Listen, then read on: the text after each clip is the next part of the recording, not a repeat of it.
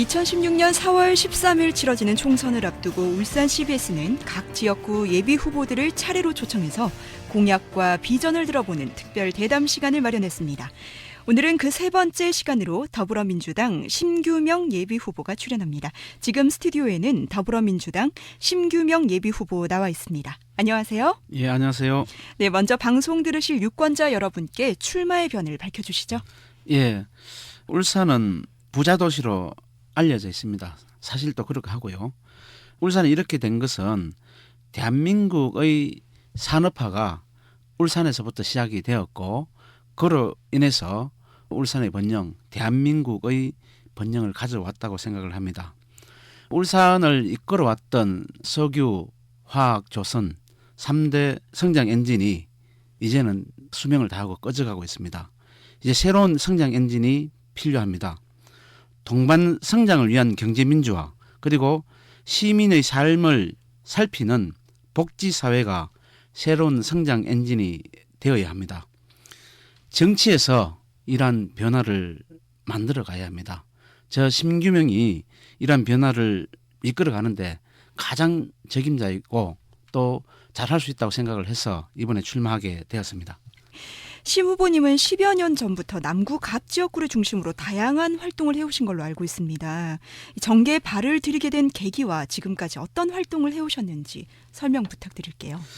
2006년도 울산시장 선거 때 처음으로 정치를 시작하게 되었습니다. 그 당시에 노무현 대통령께서 늘 주장하신 게 지역주의 극복과 국가 균형 발전이었습니다. 저는 이 노무현 대통령의 가치에 공감하고 동참하기 위해서 정치 입문을 결정했던 것이고요. 그 뒤로 항만공사 초대 감사를 역임했습니다. 거기에 감사를 시작하면서 울산 항만의 발전의 기초를 닦았다고 저는 자부를 합니다. 그리고 그 이후에는 변호사로서 노동자 소송을 대리하기도 하고, 또 최근에 신불상 케이블카 반대 소송, 그리고 남구 무상급식 운동 등 공익을 지키는 그런 활동들을 시민과 함께 많이 해왔습니다. 그리고 더민주당의 시당위원장을 하면서 그동안 존재감이 없었던 더불어민주당을 명실상부한 울산에서 제1야당으로 만들었고, 당원들과도 화합하고 또 새로운 대안을 만들어가는 그런 정당으로 변화시켜 왔습니다. 이러한 것들은 제가 시당위원장으로서 있음으로써 일어난 가장 큰 변화들이라 저는 생각을 합니다. 울산은 여당 텃밭인데다 또 노동자 중심의 도시여서 더불어민주당의 세력이 좀 약할 수밖에 없는 게 사실이거든요. 예. 이런 어려운 상황에서도 더불어민주당을 떠나지 않는 이유가 있다면요? 힘들다고 떠나서야 어떻게 정치를 제대로 할 수 있겠습니까? 우리 시대의 가장 큰 과제는 민주주의와 민생 그리고 평화라고 저는 생각을 합니다. 이것이 가장 쉽게 가장 확실하게 실현되기 위해서는 집권을 해야 됩니다. 더불어민주당은 집권 가능성을 가진 가장 큰 야당입니다. 정당의 목표가 집권이고 또 집권을 해야 조금 전에 말씀드린 민주주의, 민생, 평화를 지킬 수가 있는 것입니다. 비록 울산이 다른 야당 세력들이 세고 힘들더라도 제가 떠나지 않고 이렇게 지키고 있는 것은 이러한 가치들을 실현시켜서 실질적인 국민들의 편익을 도모해야 할 필요가 있다고 생각하기 때문입니다. 남구갑 지역에서 그렇다면 가장 시급하게 해결해야 할 과제는 어떤 게 있을까요? 두 가지인데요. 우선 한 가지는 계층 간의 어떤 격차로 인한 희망이 무너지고 가고 있는 것을 되찾는 것이 중요하고, 그다음에 두 번째는 울산 전체와 관련된 것일 수도 있는데 울산의 새로운 도시 성장의 기반을 만드는 것이 중요하다 생각을 합니다. 울산 남구 갑을 보면은 행정 중심 그리고 교육 중심으로 도시가 발전을 해왔습니다. 그러다 보니까 옥동이나 무구동 같은 경우에는 상대적으로 아주 발전의 속도가 빠르고요. 그에 반해서 삼호동이나 신정동 이런들은 40-50년 전의 모습들이 그대로 지금까지 남아있는 낙후된 모습을 보이고 있습니다. 이런 것들을 어떻게 조화롭게 해갔냐라는 것이 하나의 문제이고, 그 다음에는 출퇴근 시간대에 문수로 일대가 상당히 번잡하고 복잡합니다. 그리고 삼산 일원에 주차할 공간이 없을 정도로 심각한 그런 교통 문제를 야기하고 있습니다. 우리 울산이 앞으로 발전하기 위해서는 이런 10년 뒤, 20년 뒤의 교통 흐름, 시민들의 이동 수단이 새롭게 고민해야 할 필요가 있다라는 생각을 합니다. 총선을 앞두고 이제 여러 가지 공약을 내놓으셨어요. 예. 그렇다면 앞에서 말씀하신 균형 발전과 교통난 문제들도 있는데 가장 핵심적인 공약으로 어떤 걸 내세우시나요? 조금 전에 말씀드린 두 가지의 문제점, 시급하게 해결해야 할 과제에 맞춰서 저는 공약을 내걸었습니다. 낙후된 신정동을 되살리기 위해서, 변화된 신정동을 만들기 위해서는 그 신정동 중심에 있는 공고부지가 한 5만 평 정도가 됩니다. 이것을 공고 동창회나 학교에서 원하는 곳에 또 원하는 시설로 옮기고 그 자리에 행정 관련된 지원 시설들 그리고 창업 관련된 스타트업 같은 창업 관련된 지원 시설들을 유치를 하고요. 또 주거 복지를 실현하기 위해서 쉐어하우스 같은 어떤 그런 지어서 복합 행정타운을 건설하고자 합니다. 이러한 복합 행정타운 주변을 중심으로 해서 지금 기존의 신정동이 다시 발전을 해가는 디딤돌이 되리라 저는 생각을 합니다. 그리고 새로운 성장 기반을 만들기 위해서는 울산에도 도시철도, 즉 지하철이 반드시 필요하다라는 생각을 합니다.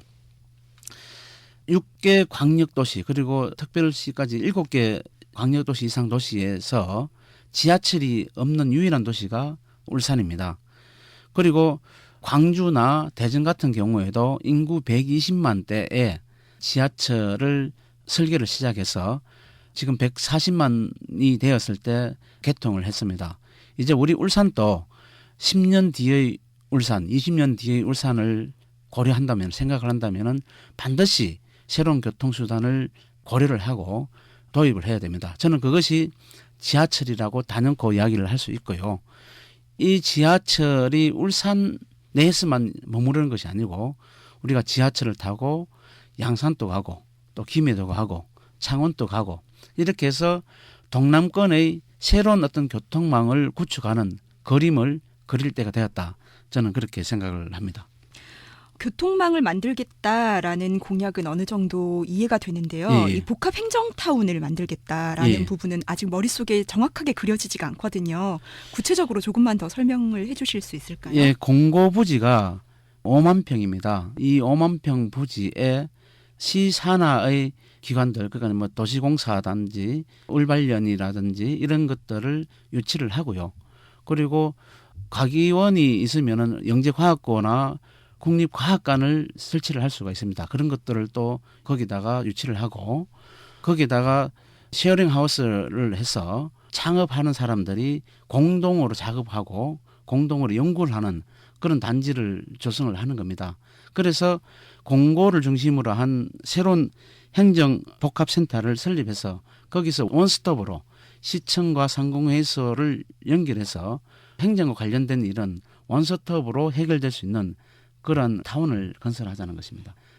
새누리당이 이채익 의원을 단수 후보로 추천을 했어요. 예. 박기준 예비후보가 무소속 출마를 강행하지 않는다면 예. 이채익 의원과 심 후보님이 1대1로 맞붙게 되는데 예. 이 같은 상황에 대해서는 어떻게 판단하시나요?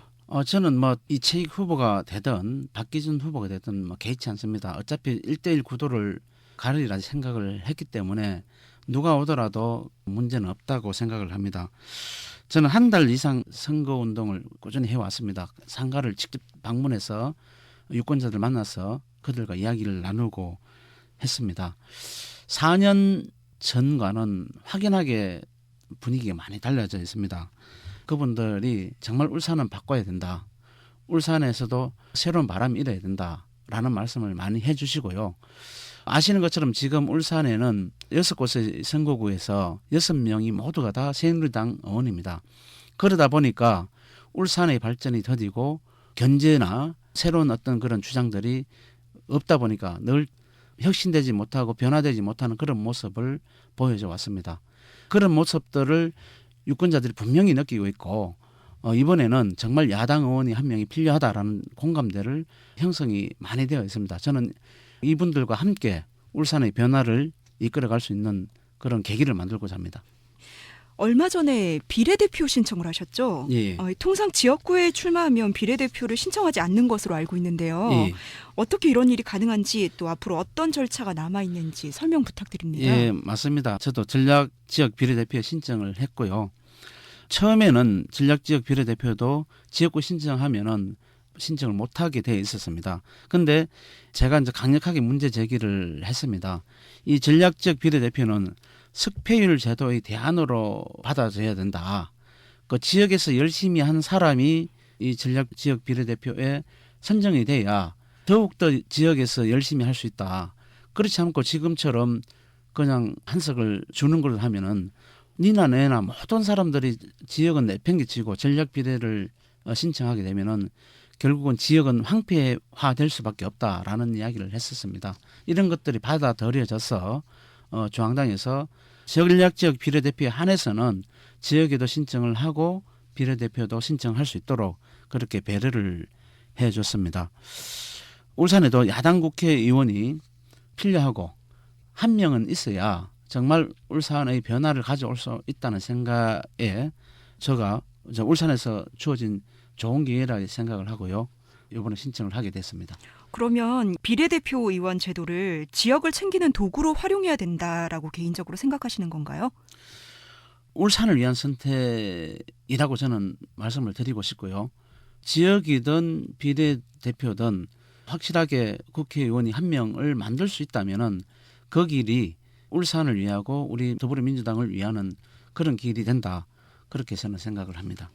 만약에 비례대표에 선정이 된다면 예. 남구갑 지역구에 야권 후보가 단 한 명도 없게 되잖아요. 예. 이 때문에 혼선이 빚어질 수 있다 이런 지적도 나오고 있습니다. 더구나 다른 후보를 내세우더라도 경쟁력이 심 후보님보다 약할 수밖에 없다 이런 지적도 나오고 있는데요. 예. 이 부분에 대해서는 어떻게 생각하시나요? 조금 전에 말씀드린 것처럼 제가 만약 진짜 비례도 선출이 된다 그러면은 울산 남구갑은 2명의 국회의원을 가지게 된다고 저는 봅니다. 그리고 제가 아니더라도 반드시 다른 사람을 후보자로 내어서 상대당 후보가 무투표 당선되는 일은 없을 것이라는 것을 분명히 말씀드리고 저는 그 야당 후보 발굴하고 또 그 당선을 위해서 최선의 노력을 다할 것이라는 말씀도 드립니다. 이 경쟁 후보들을 분석하셨을 텐데 예. 다른 후보들과 비교해서 자신의 장단점이 있다면 어떤 게 있을까요? 예, 저는 울산의 아들입니다. 64년생이고요. 울산에서 자라나고 태어나고 또 초중고를 다녔습니다. 그만큼 울산을 잘 알고 누구보다도 울산의 허와시를 잘 알고 있는 후보라 생각을 합니다. 그리고 지금까지 살아오면서 저는 공익을 우선시해 왔습니다. 타인과 사회의 이익을 지킬 때 가장 기쁘고 또 용감하게 나설 수 있었습니다. 이런 점들이 저는 상대방 후보보다는 장점이라고 생각을 합니다. 단점은 제가 독하지 못하는 그런 점이 있습니다. 그래서 상대방을 배려하고 우선시하고 이런 부분이 있는데 행사장에서도 상대방 후보가 있을 때도 자리를 먼저 배려하고 이런 부분들이 아마 우리 유권자들 지지자들 눈에 보였는 것 같습니다. 그래서 왜 심 후보는 상대방에 대한 배려를 많이 하느냐, 우선 자기부터 챙겨야지 이런 이야기도 하기도 하는데 이런 부분들이 뭐 단점이라면 단점이랄 수 있습니다. 마지막으로 방송 들으실 유권자 여러분께 꼭 하고 싶은 말씀 있다면 남겨주시죠. 선거는 평가입니다. 국회의원을 했던 사람이 과연 어떠한 일을 했는지, 얼마나 울산 시민을 위해서 그리고 대한민국을 위해서 많은 일을 했는지를 평가하는 것입니다. 그 사람이 잘했으면 뽑아주면 되고 못했으면 바꿔주십시오. 지금 상대당 후보가 4년 동안 어떤 일을 했는지 여러분들 생각을 해보십시오. 선뜻 했던 일이 생각나지 않는다면 이번에는 바꿔주십시오. 저 심규명으로 바꿔주십시오. 제가 울산의 변화와 대한민국의 변화를 책임지겠습니다. 여러분들의 삶의 희망을 만들어 드리겠습니다. 예, 감사합니다. 네, 오늘 말씀 감사합니다. 예, 고맙습니다. 울산 남구갑의 더불어민주당 심규명 예비후보였습니다.